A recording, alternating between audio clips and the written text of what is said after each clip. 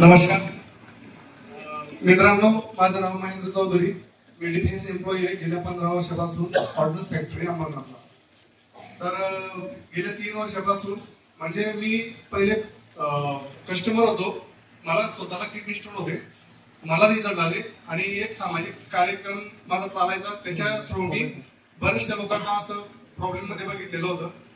तर तिथून मी 3 वर्षापासून मी हे प्रोडक्ट यूज करणं, सांगणं आणि समजवण्याचं काम चालू केलं आणि आता सिस्टम फॉलो करतोय. तर रिझल्ट भरपूर घेतले. आतापर्यंत कमीत कमी 50 अबोव रिझल्ट असे की जिथे ऍलोपॅथीने स्टॉप घेतला, म्हणजे डॉक्टरांचा इलाज संपलेला आहे. डॉक्टरांनी नाही सांगितलेलं आहे की आता इलाज होणार नाही. असे कितीतरी पेशंट मी स्वतः आणि डॉक्टर राहुल सरांच्या रिकमेंडने कितीतरी पेशंटांचा जीव वाचवलेला आहे. ते मोस्ट ऑफ म्हणजे रुबी हॉस्पिटल पुण्याचं, तिथून डोंबिवलीचं एम्स पासून तर टाटा हॉस्पिटल मुंबईचं म्हणा, तिथले बाय रिपोर्ट्स बाय रिझल्ट मी स्वतः माझ्या हाताने आणि माझ्या मित्रांना घेतलेले आहे. पॅन्क्रियाज वरती डिसेस, परत किडनी डॅमेज, परत लिव्हर डॅमेज, अक्षरशः 2-2, 3-3 महिन्याच्या गॅरंटी दिलेल्या पेशंटांना सर आज जवळजवळ 2-2, 3-3 वर्ष झाले ते पेशंट.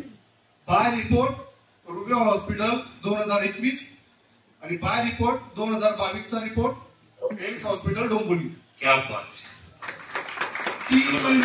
3 महिने गॅरंटी दिलेला पेशंट आज जवळजवळ माझ्यासोबत 26 दिवस ऑन ड्युटी काम करतो सर. ग्रेट. 3 वर्ष झाली त्या पेशंटला. क्रॉस चेकिंग केलं एम्स हॉस्पिटल डोंबिवलीला, तर त्या पेशंटला कुठल्याच प्रकारचा प्रॉब्लेम नाही सर आता. आणि इथे तर आता माझं वैयक्तिक सांगतो, बरेच रिपोर्ट आहेत, रिझल्ट आहेत, पण आतापर्यंत इथं माणसांवरतीच रिझल्ट घेतलेले आहेत. मी 95चा म्हशीवर सुद्धा घेतलाय सर.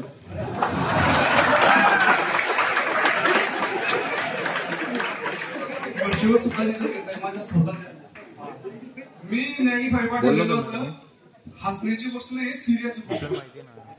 कारण की जवळजवळ हिशोब होता एका जीवाचा आणि हिशोब होता जवळजवळ 90,000. आणि माणूस स्वतःवर जेवढं प्रेम नाही करत ना, तेवढं ते जनावरांवरती करतो. येस. डॉक्टर सांगले माझ्या वडिलांना मी 95 पाठवलेलं होतं ऑलरेडी. त्याला म्हटलं तुम्ही घ्या. तर 95 मी वडिलांसाठी पाठवलेलं होतं आणि सहज सकाळी मी कॉल करतो साधारणतः 7-8च्या दरम्यान वडिलांना की काय चालू म्हणून. तर वडिलांनी सांगितलं काय नाही, डॉक्टर येणार आहेत असं तसं. म्हटलं काय झालं, म्हणे म्हशीला बाळ झालेलं आहे, तर पण तिचा तापच उतरत नाहीये 2 दिवसापासून. तर डॉक्टर थकले. जवळजवळ 8 ते 10 हजाराचं हे दिलं गेलं, म्हणजे ते सलाईनी वगैरे जे काय असेल त्यांचं पोरांच्या डॉक्टरांचं. पण डॉक्टर म्हणतायत की आता काही गॅरंटी नाहीये काय. आता आजचा दिवस जर निघाला तर बरं, नाहीतर मग माझ्या हातात पण नाही आणि कोणीच काही करू शकत नाही. माझे वडील डॉक्टरांची वाट बघत होते आणि त्यावेळेस नेमका माझा फोन गेला. मी म्हटलं एक काम करा, बघा कुठेतरी लॉजिक असतं, लॉजिक काम करतं. लहानपणी मी असताना माझे आजोबा त्याच मशीनच्या गोळ्या कधी कधी, गावात डॉक्टर नव्हता म्हणून, तर त्याच मशीनच्या गोळ्या कधी कधी तोडून 10%, 20% गोळी आम्हाला द्यायची. मशीनच्या गोळ्या माणसांना चालवलेल्या माझ्या आजोबांनी.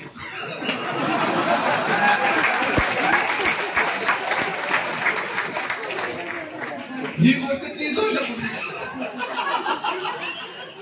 म्हटलं म्हशीच्या गोळ्या जर माणसांना काम करू शकतात तर माणसाला पण म्हशीला काम करू शकतात.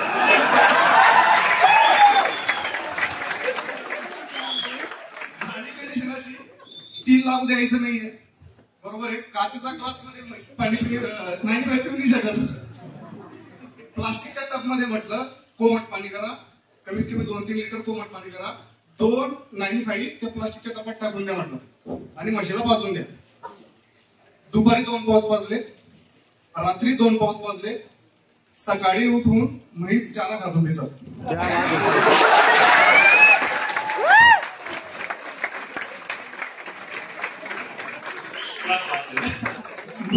ताप पण उतरलेला होता. आणि क्रॉस चेक करायला ज्या वेळेस डॉक्टर आले, नवरे डॉक्टर काय चौधरी डॉक्टर कोणी आहे आता मला त्यांचं नाव नाही माहिती, म्हणे सर्व ओके झाले, असं आहे तसं आहे. नारखेडे, हा नारखेडे. तर माझे वडील भडकले. जवळ 15,000 रुपये मी खर्च केला, अजून पण काहीच हालचाल नव्हती. माझ्या वडिलांनी त्या पुढे पडलेल्या होत्या तिथे, त्या उचलल्या. हे पाजलं म्हणे. डॉक्टर मध्ये हे काय म्हणे, माझ्या मुलांनी मुंबईवरून पाठवलेलं होतं, ते म्हशीला पाजलं. आज माझी म्हैस ओके आहे. आणि त्या दिवसापासून म्हणजे माणसांवर आहे सर, पण कमीत कमी कितीतरी जनावरांवरती रिझल्ट येतो.